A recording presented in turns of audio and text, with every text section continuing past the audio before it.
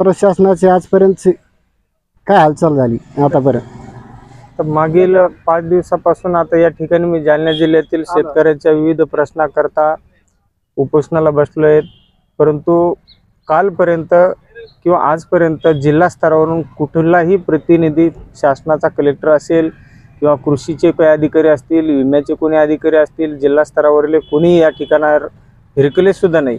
परंतु काल रात्री 8 वाजता काही स्थानिक प्रश्नाच्या संबंधी या ठिकाणच्या तहसीलदार असतील किंवा कृषी अधिकारी असतील, या आल्या, काही विषयावरती सकारात्मक चर्चा झाली, परंतु आम्ही त्या विषयाला आणखी देखील त्या ठिकाणी पूर्णपणे हे केलं नाही।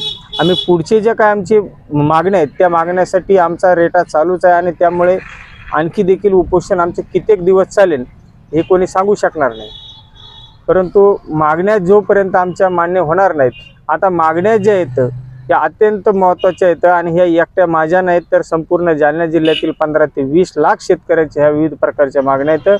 त्या मागण्या जर तुम्हाला सांगायचं म्हटलं तर या वर्षीचा सर्व पिकाचा विमा मंजूर केला जावा।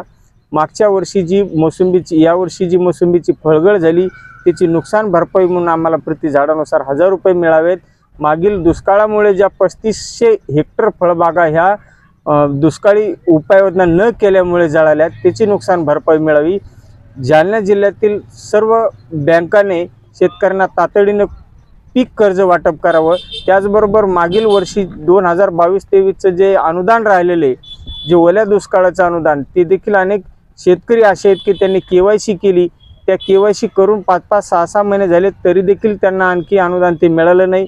अशा विविध प्रकारच्या मागण्या घेऊन आम्ही मागील 4 दिवसापासून या ठिकाणी संपूर्ण जालना जिल्ह्यातील शेतकऱ्यांसाठी उपोषण चालू केले, परंतु या ठिकाणी अनेक लोकांनी भेटी दिल्या, त्यामध्ये स्थानिक आमदार असतील, अनेक वेगवेगळ्या प्रकारचे पदाधिकारी असतील, ते फक्त येतात, फोटो काढतात पांचेटवाणी आणि मी कलेक्टरला बोलतो, मी कोणाला पालकमंत्र्याला बोलतो, मी फलाण्याला बोलतो, परंतु नुसत्या तोंडाच्या वाफा जिरून त्यांनी ह्या ग्रुपवरून त्या ग्रुपवर मेसेज टाकण्याचं काम केलेले।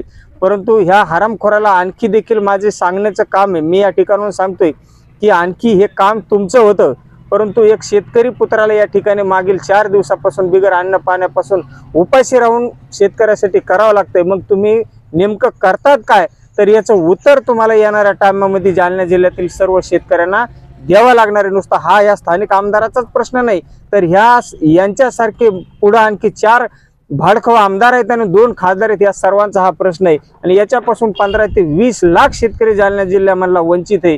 त्यामुळे आणखी देखील प्रशासनाला सुद्धा माझी विनंती आहे की प्रशासनाने वेळीच आमच्या उपोषणाची दखल घ्यावी व आम्हाला ताबडतोब न्याय मिळवून द्यावा, अन्यथा उद्याच्या नंतर हे आंदोलन कशा प्रकारे रूप घेईल तर हे मी या ठिकाणावरून तुम्हाला सांगू इच्छित नाही, परंतु त्याला सर्वस्वी जिम्मेदार तुम्ही असाल। माझ्या प्रकृतीला जर काही झालं तर त्याला देखील जिम्मेदार प्रशासन असेल आणि या ठिकाणी जे काय होईल त्याला देखील जिम्मेदार प्रशासन असेल। धन्यवाद।